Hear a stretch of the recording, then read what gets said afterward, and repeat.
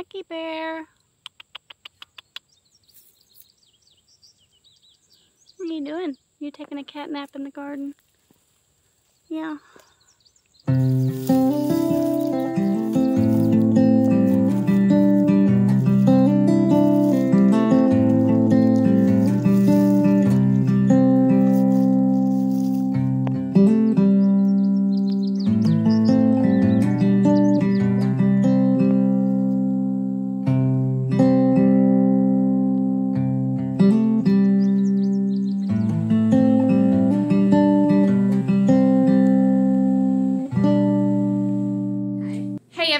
I'm going to show you how to get tomatoes put up in the freezer for if you don't have time to can them. I know a lot of times, like here, they'll accumulate on the table or the counters, and I just don't have time to get to them, and I don't want them to rot because I'm going to can them for salsa or diced tomatoes or whatever. So I'm going to show you how to do that. Yeah. So I have my sink full of tomatoes. I rinsed off the ones that were dirty. I don't really feel like my tomatoes are super dirty. Like, they get rained on a lot. There's not really a whole lot of dirt on them because they're up on the vine. But anyways, I did give them a good rinse, and we're going to cut off any bad areas. We're going to take out the cores, and we're going to score the bottoms of them. We're going to cut the core out of this and look it over for any bad spots, which this one's fine. So we're just going to cut out the core.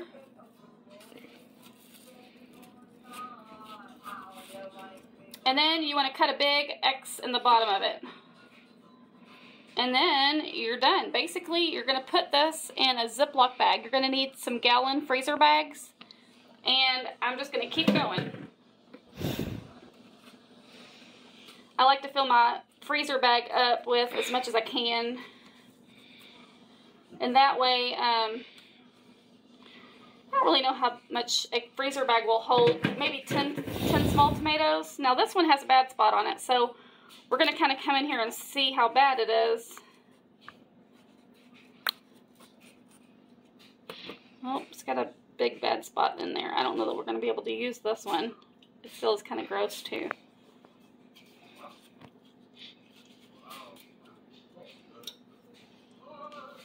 Oh, it's okay. So that's just one little bad spot. We can cut that out. Ew.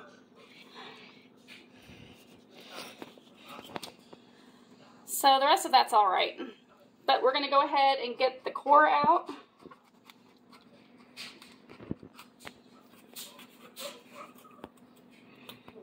And we're not going to really need to put an X on this one because we pretty much cut a lot out of it. So put that one in the bowl.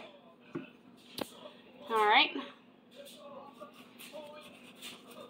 Ones like this, I just kind of cut out the core, and then you can cut off any damaged, whatever you want to cut off. You know, if you feel like it's really, really damaged, you don't have to use it. But I just cut out all the damaged spots, and then you may not need to put an X at the bottom or not. It just depends on how much you cut off of it. If you're cutting everything off the top, then I would still put an X on the bottom. So that has most of the top cut off. So I'm still going to put an X on here in the bottom.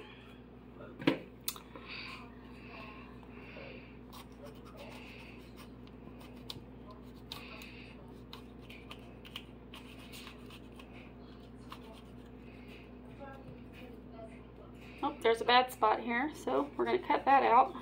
Nasty. It is nasty.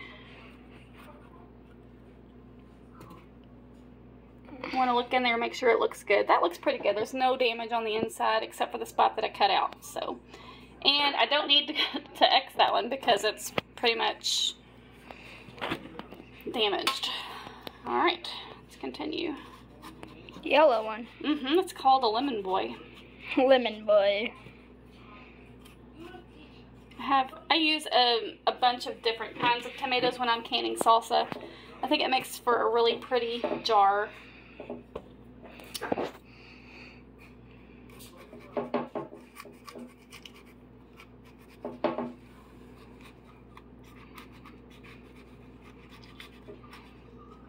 The reason why I like to do it this way is because it makes the skin slide off so much easier. Basically, it cuts out the blanching process.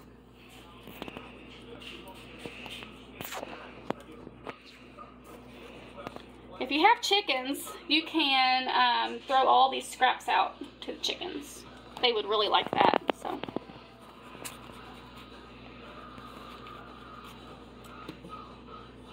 Alright, so I showed one of my very near and dear friends, that's like a sister to me. I showed her this trick. I actually went to her house and we were canning diced tomatoes, and I had a few that were in a bag that had already frozen, and she pulled them out of the bag because they were thawed out, and she couldn't believe how amazing and how easily the skins came off. It just cut out the whole blanching process, and we didn't have to. I feel like it just saves so much mess and time. If you can get this done ahead of time, then the day that you actually do the canning, it just saves you so much time. This one, I'm actually not going to put an X in because I'm actually going to cut that out, that little spot. There we go. If you are wanting to grow more of any of these tomatoes for your garden next year, now would be a good time to pull some of these seeds out. Like, see here, there's some seeds in here. You can pull those seeds out, and you can save those. And what you do is there's a fermenting process that you have to do in order to save the seeds. And I can show you how to do that on another day. So I've got 3 gallon bagfuls of tomatoes, diced tomatoes or salsas or whatever I decide to make out of them. But these are going to go into my deep freezer, and whenever I have more time, I will pull them out, and the skins should peel right off. I won't have to blanch them or anything to get those to fall off, because during the freezing process, once they thaw out, the skins just come right off. So it takes away the mess and the time. So these are going to go in the deep freezer. When I'm ready, I'll pull them out, can them up, and then I'll have more room in my freezer for other things like meat. So I prefer to have my tomatoes on the shelf. So, well guys, I just showed you how to core and score tomatoes. Now we're going to go out to the garden and pick more. Got my trusty basket with me here. If y'all don't have anything to gather your things with in the garden, I would recommend a really good heavy-duty basket. This tomato is going to take both hands to pick. It's huge. Well, maybe. Yeah, I don't want to break something. Alright, I got to put you down for a minute. This tomato is so big. Huck, what are you doing in my basket, buddy? What are you doing in my basket, buddy? What is it with these cats in my basket? They just love it. Graymond, you just gotta walk through my basket.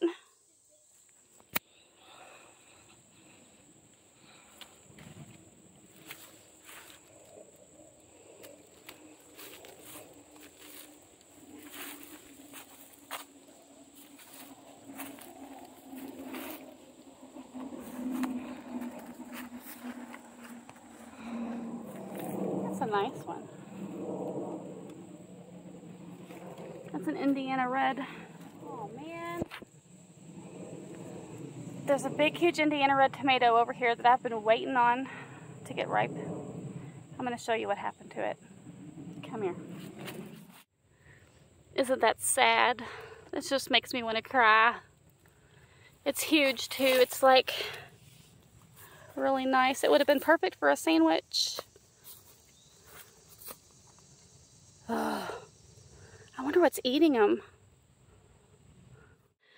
I think this is my biggest tomato harvest in one sitting yet.